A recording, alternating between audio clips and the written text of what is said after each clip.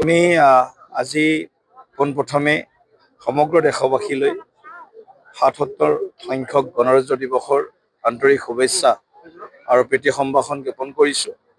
আৰু আজি আমি পুনৰবাৰ সংকল্প লৈছোঁ আমাৰ দেশৰ গণতান্ত্ৰিক পৰম্পৰা, গণতান্ত্ৰিক মূল্যবোধ আৰু ভাৰতবৰ্ষৰ সংবিধানক আমি যিকোনো ত্যাগৰ মূল্যৰ বিনিময়ত আমি মানি চলি আমাৰ দেশক সমগ্ৰ বিশ্বৰ ভিতৰতে শ্ৰেষ্ঠ গণতন্ত্ৰ হিচাপে আমি আমাৰ যি সংকল্প সেই সংকল্পক আমি আগবঢ়াই লৈ যাম।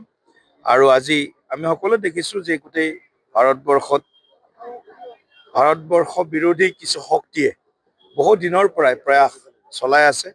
ভাৰতবৰ্ষক পুনৰ খণ্ডিত কৰাৰ পৰা আৰম্ভ কৰি ভাৰত বিৰোধী গতিবিধি আৰু ভাৰতৰ সভ্যতা সংস্কৃতিৰ বিৰুদ্ধে তেওঁলোকে যি এটা গভীৰ ষড়যন্ত্ৰত লিপ্ত হৈ আছে, সেই গভীৰ ষড়যন্ত্ৰ আমি উমান পাইছিলোঁ। সেই সময়ত দেশ স্বাধীন হোৱাৰ সময়তে পাইছিলোঁ, যেতিয়া জিন্নাই কৈছিল আজকাল ইয়া পাকিস্তান লড়কে লেংগে হিন্দুস্তান।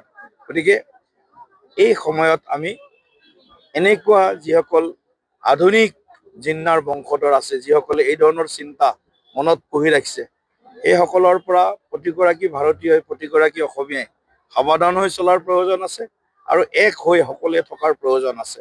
আৰু এনেকুৱা যিবিলাক গভীৰ ষড়যন্ত্ৰ, দেশ বিৰোধী, অসম বিৰোধী, এই ষড়যন্ত্ৰৰ বিৰুদ্ধে আমি সকলোৱে একলগ হৈ এনেধৰণৰ তেওঁলোকৰ যি অপচেষ্টা বা তেওঁলোকৰ যিটো এজেণ্ডা ক'ব লাগিব, এই এজেণ্ডাক আমি সকলোৱে বানচাল কৰিব লাগিব।